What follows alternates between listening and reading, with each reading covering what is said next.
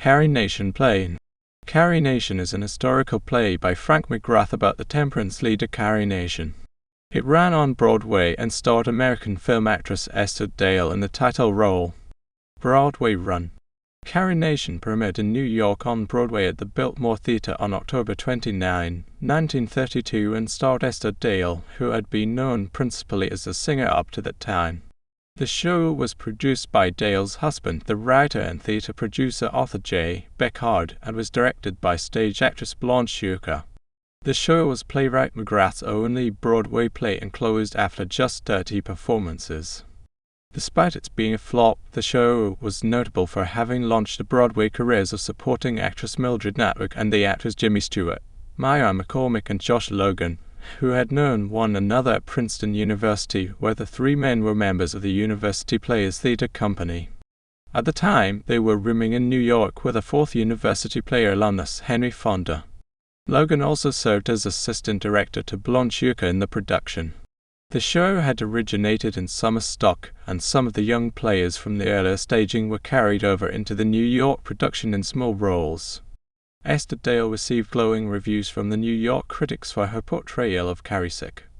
In addition to Dale, the featured performers included Leslie Adams, Donald Foster, Daisy Belmore, Byron McGrath, John Parrish, Ernest Pollock, and Fanny Bell DeKnight. Principal roles. In order of speech: Aunt Judy, Fanny Bell DeKnight, George Moore, John Parrish, James Campbell, Maya McCormick, May Campbell, Mo Gertrude Garstin, Charles Gloyd, Byron McGrath, Sam Buddy DeLoach, Mrs. Gloyd, Frieda Altman, Dr. Hull, Ernest Pollock, Miss Sickett, Minna Adams, David Nation, Leslie Adams, Carrie Nation, Esther Dale, Mrs. Noble, Mildred Natwick, Daniel Dean, Donald Foster, Mrs. Kane, Daisy Belmore, Brute Clarence East. Smith, Mart Strong, Joshua Logan, Constable Gunnar, James Stewart, Mayor Washbrook, Arthur Celsus, Morris O.L. Date, Charles East. Aunt, a salesperson, Kenneth Berry Keogh, and niece Frank Thomas, Jr., Rufus Peabody, Drew Price, Sporting Girls, Barbara O'Neill, Lillian Oaken, Senator John Fahrenheit. Morris Zaid, the mayor of Keogh, Alfred Dalrymple, Mrs. Skull, Nina Vesey, Skull, Luther Williams, Jailer, Walter Viston, landlord, Harry Belair, the leader of the vigilantes, Cardle Swenson, the woman with a whip, Roberta Huskins, the woman with a club, Bella Axman, Lee Sauerberger, Frederick Kemp, a whiskey drinker, Leslie Hunt, Mrs. Klopp, Catherine Emery, Miss Sheriff, Helen Huberth, Mrs. McKenty, Mary Jeffrey, Chairman Robert Allen. Synopsis of scenes.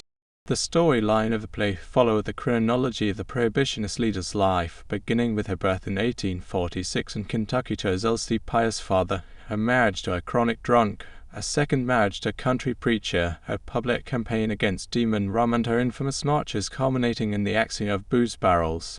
The story concluded with her final appearance before a town hall gathering in Tennessee in 1910. Scene 1: A farmhouse in Kentucky. November 25, 1846. Scene 2: In front of the Moore home in Missouri. April 1857. Scene 3: A room in the home of Dr. Gloyd in Holden, Missouri, June 1868. Scene 4: Same as preceding scene. December 1877. Scene 5: Interior of the Christian Church in Medicine Lodge, Kansas, July 1899. Scene 6: A room in the Nation home in Medicine Lodge, a few weeks later. Scene 7: The front room of Mart Strong's saloon in Medicine Lodge, February 1900. Scene 8: O.L. Day's drugstore in Medicine Lodge, February 1900. Scene 9: A street in Kiowa, Kansas, August 1900. Scene 10: The jail in Kiowa, immediately after preceding scene. Scene 11: The jail, 3 weeks later. Scene 12: A room in Stagg's Hotel, Enterprise, Kansas, that night. Scene 13: Louis Sauberger's saloon, Topeka, Kansas, the next day.